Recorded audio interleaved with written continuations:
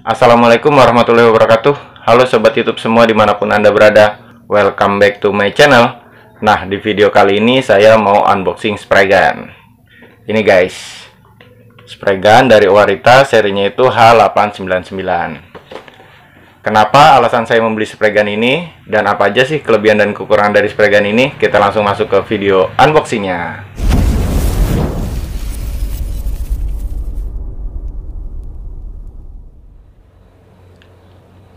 Oke sobat YouTube, jadi di depan saya ini sudah ada satu unit spray gun. Brandnya itu Owarita, serinya H899.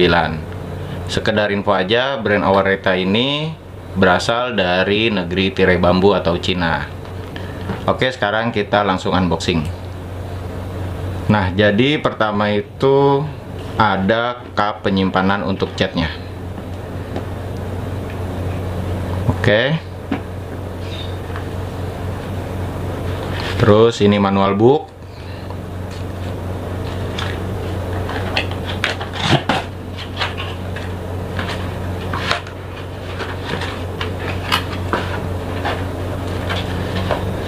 Dan ini spray gunnya.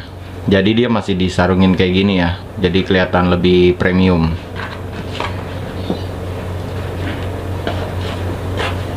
Terus kita juga dapat toolkitnya. Nah, untuk isi dari toolkit ini kita buka ya.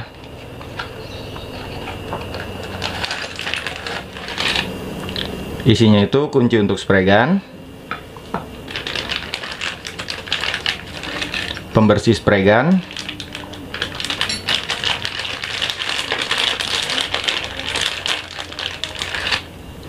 ini untuk filter spray gunnya,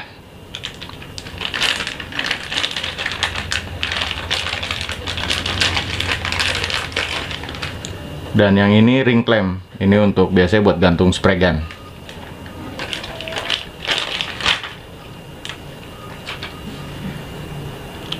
Yang terakhir ada nipple untuk sambungan ke selang kompresornya, dan ini untuk sealnya. Oke sobat YouTube, jadi ini aja sih isi di dalam box spray gunnya. Dan sekarang kita masuk ke alasan kenapa saya membeli spray gun Owarita H899 ini. Jadi sebelumnya sekitar 3 bulanan lalu ya, saya itu sudah beli Owarita juga mini HVLP, serinya itu K350. Dan spray gun ini tuh udah beberapa kali saya pakai buat nge-repaint mobil ya, dan hasilnya tuh saya puas banget. Jadi enak banget sih pakai spray gun ini. Nah, kalau buat kalian yang mau lihat reviewnya, nanti saya cantumin di atas video ini untuk review dari K350-nya. Cuma sedikit cerita aja ya, karena saya main di body repair mobil, medianya kan besar. Di sini saya punya kekurangan tuh, K350 ini kecil ya, untuk cup atau tempat penyimpanannya itu cuma 250 mili. Jadi saya sering bolak-balik tuh isi ulang buat catnya. Terus dia juga nozzle-nya memang lebih kecil ya, 0,8. Jadi semburannya itu nggak terlalu lebar ya. Jadi daya tutupnya ya menurut saya agak lama sih kalau buat repaint mobil. Makanya saya membeli spray gun H899 ini untuk menutupi kekurangan yang ada di spray gun sebelumnya. Sekarang kita bahas kelebihan dari spray gun ini. Mulai dari tempat penyimpanan catnya. Ini tutup untuk tempat penyimpanan catnya, dan ini adalah lubang udaranya itu di samping. Mudah-mudahan kelihatan ya di kamera ini ya. Jadi biasanya kan kalau untuk yang konvensional lubangnya seperti ini ya. Nah, kalau untuk spray gun ini tuh pemasangannya seperti ini. Jadi dia menghadapnya itu ke samping. Ini bertujuan biar tidak ada debu yang masuk dari atas. Soalnya dia kan lubangnya di samping sini ya. Dan garis ini tuh tanda untuk posisi lubangnya. Nah, seperti ini. Terus yang kedua di tempat penyimpanan catnya. Ini tuh gede banget. Bisa dilihat di kamera ya, mungkin kelihatan size-nya itu sampai 500 mili. Tapi kalau kita baca di manual booknya itu bisa sampai 750 mili. Jadi bayangin 3/4 liter, ya setengah liter lebih lah, bisa masuk ke tempat penyimpanan cat ini. Terus kelebihannya itu dia sudah punya filter sendiri ya di dalam cupnya. Jadi nanti hasil catnya itu bakalan lebih bersih. Dan ini untuk perbandingan aja, ini cup seri K350 mini VLP yang size-nya itu cuma 250 mili. Jadi ini tuh 3 kali lipatnya guys. Tampak sampingnya, dan ini tampak dari atasnya. Bisa dilihat ya, size-nya tuh jauh banget. Dan ini unit dari spray gun-nya. Jadi di paket pembelian itu spray gun-nya itu dibungkus pakai sarung kayak gini guys.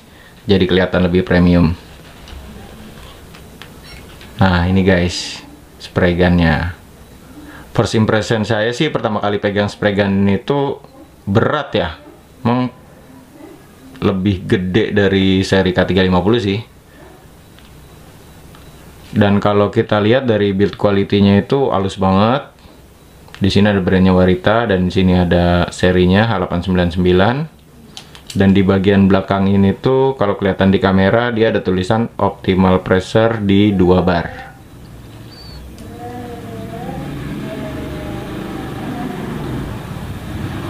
Nah, yang saya senang dari spray gun ini tuh trigger dia panjang. Jadi posisinya tuh ergonomis banget ya. Enak banget gitu pakai 2 tangan. Beda sama seri sebelumnya yang saya beli. Nah, ini K350. Bisa dibandingin triggernya tuh jauh banget. Di sini saya kalau pakai 2 jari tuh kayak apa ya? Sempit aja sih. Terus air cap dari spray gun ini tuh gede banget guys. Ini bisa dibandingin sama seri yang K350. Untuk nozzle-nya juga dia 1,3 mili.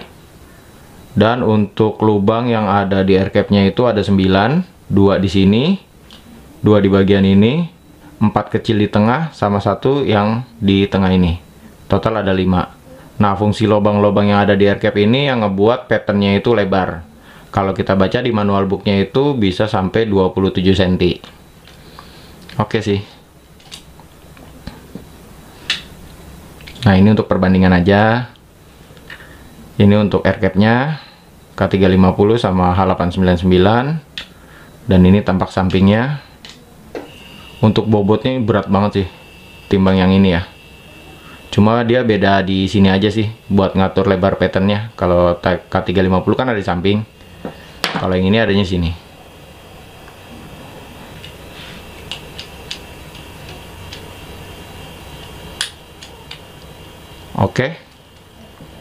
Oke sobat YouTube, sekarang kita rakit spray gun-nya. Nah, yang pertama itu kita pasang filter dari spray gun ini. Pemasangannya tuh kayak gini. Tonjolannya ini menghadap ke atas, tujuannya biar kalau misalnya kalian mau bersihin itu gampang nariknya. Nah. Terus kita pasang kapnya.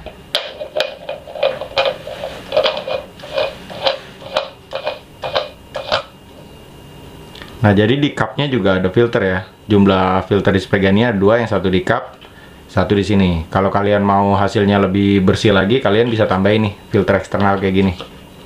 Sebelum tuang catnya ke sini. Jadi biar hasilnya itu lebih bersih. Oke, ini buat penutupnya kita pasang. Nah, ini lubang untuk anginnya itu kalau bisa menghadapnya itu ke belakang. Seperti ini. Ini kan ada tandanya nih, posisi lubangnya.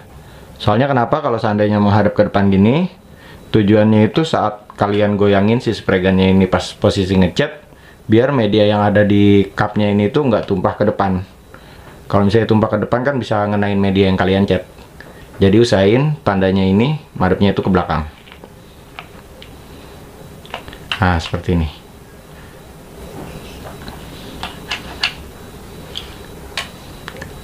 Terus kita pasang nepelnya. Nah, di nepel ini tuh ada seal yang warna hitam ini. Tujuannya itu biar anginnya itu nggak bocor. Kan sering ya angin dari kompresor itu bocor di daerah sini nih. Makanya di sini udah dilengkapin sama seal karetnya ini. Poin plusnya dari spray gun ini tuh dia bodinya ini ergonomis banget ya. Jadi enak banget kalau digenggam pakai tangan gini. Dari finishing bodinya juga halus banget. Di bagian-bagian ini, bagian ini tuh garing tajam. Terus di air cap-nya juga dia halus banget nih. Untuk lubang-lubangnya juga finishingnya itu rapi ya, nggak ada yang tajam. Terus juga dia center, biasanya kan kadang ada yang suka miring gitu kan. Cuma paling minusnya itu di sini sih. Ini ornamennya kenapa merah ya? Kalau seandainya dibuat satu warna hijau kayak ini, dan ke air cap-nya ini bakalan lebih elegan sih. Untuk body dia juga solid, terus juga lumayan berat sih kalau menurut saya. Padahal ini posisinya masih kosong. Belum kebayang nih kalau seandainya kita isi cat di sini tuh 3/4 liter. Beratnya kayak apa nih?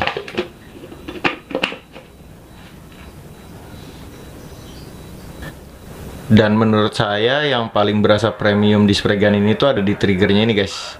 Jadi kalau kita tekan itu halus banget.